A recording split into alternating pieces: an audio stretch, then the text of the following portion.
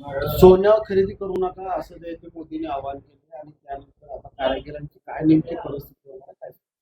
तर देशाचे पंतप्रधान जरा अशी डोकं फिरल्यासारखी भाषा जरा वापरत असतील तर आमचे कारागीर लोकांची उपासमारी करून उद्या आत्महत्या केल्याशिवाय आमचे राहणार नाही. कारण आम्हाला उपजीविका नसल्याशिवाय आम्ही काम गिराकानं जर सोनं नाही खरेदी केले तर आम्ही काम करायचं काय? मग आमच्या बायका लेकरं सांभाळायचे कसे व बँकेचे कर्ज भरायचं कसं? का मोदी साहेबांनी आम्हाला काय कुठलं अनुदान देणार आहेत का? मग त्याचीही पूर्तता करून मग देशावरती ते सांगायचं की सोनं खरेदी करू नका किंवा डिझेल पेट्रोल वगैरे वापरू नका, कमी वापरा म्हणून सांगावे. कारण आम्ही कारागीर लोक काय करायचं? काय नाव? नागराज कंदकूर. हा अरुण. मोदींनी आवाहन केले आहे की पेट्रोल कमी वापरा, त्यासोबत सोनं 1 वर्षभर खरेदी करू नका. एक सोने व्यापारी म्हणून कशा पद्धतीने बघा? या वाक्यातच ह्या पंतप्रधानांचा पराभव झालेला दिसतोय. देशाचा पंतप्रधान जर इथल्या सामान्य नागरिकांना म्हणत असेल की पेट्रोल डिझेल वापरू नका, सोनं 1 वर्ष खरेदी करू नका, सगळ्यात मोठा पराभव आहे. आज ह्यांचाही देशात जे खाजगीकरण करण्याचा प्रयत्न चालू आहे तशाच पद्धतीने हा यांचा निर्णय आहे.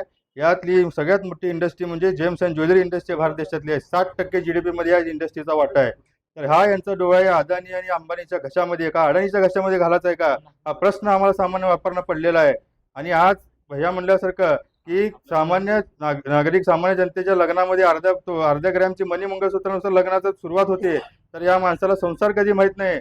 आणि या माणसाने जर असे निर्णय जर देशांवर लोकांवर लागू करत असेल तर आणि लोकांना याचं देणं घेणं काय की डॉलर आणि परकीय चलनाशी सामान्य लोकांशी काय देणं घेणं आहे हे तुमचा विषय आहे. यामध्ये जनतेवर का तुम्ही हे करता?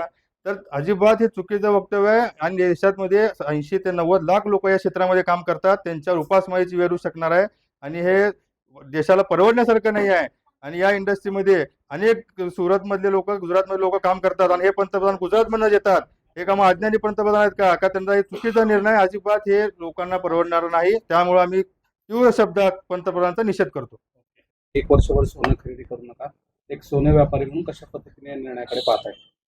मोदीजींनी सोनंच सांगितलं नाही तर पेट्रोल सुद्धा वापरू नका म्हणून सांगितलंय. 4 राज्यात शेकडो उड्डाणं करून शेकडो रॅल्या करून पेट्रोल डिझेलचा चुराडा केल्यानंतर ही सोन्यावर आलेत. ही पश्चात बुद्धी झालेली आहे ना मोदी साहेबांना. अहो, ज्या व्यवसायावर करोडो लोक जगतात, ज्या व्यवसायावर करोडो लोकांचा विश्वास आहे, जे आपल्या सोनाराकडे पिढ्यानपिढ्या दागिने घडवतात, अशा व्यवसायावर तुम्ही आमच्या घाला घालत आहेत. जवळपास 1.5-2 कोटी लोक या व्यवसायावर अवलंबून आहेत. सराफांनी जर सोनं नाही विकलं तर त्यांच्या लेकराबाळांनी खायचं काय? त्यांनी घेतलेल्या कर्जाचं करायचं काय? त्याचं व्याज कोण भरणार? त्याच्या नोकराची पगार कोण देणार? आणि नोकराला काढल्यावर नोकरानं काय उद्योग करायचा याचं कसलंही मार्गदर्शन मोदी साहेबांनी केलं नाही. मोदी साहेब, तुम्ही हिंदू धर्माचा फार पुरस्कार करता, परंतु गळ्यात अर्धा ग्रॅम असू दे किंवा 1 ग्रॅम असू दे, त्याची वाटी मणी मंगळसूत्र घातल्याशिवाय आपल्या हिंदू लोकांचा संसार सुरू होत नाही.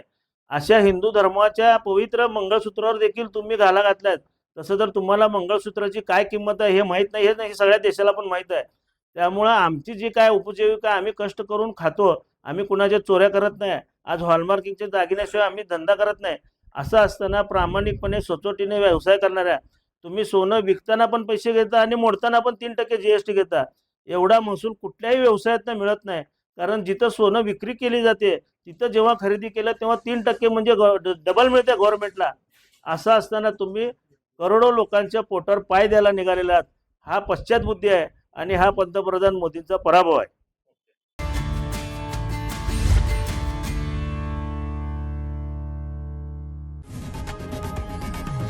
लोकशाही मराठी ऐका, पहा, जागरूक रहा.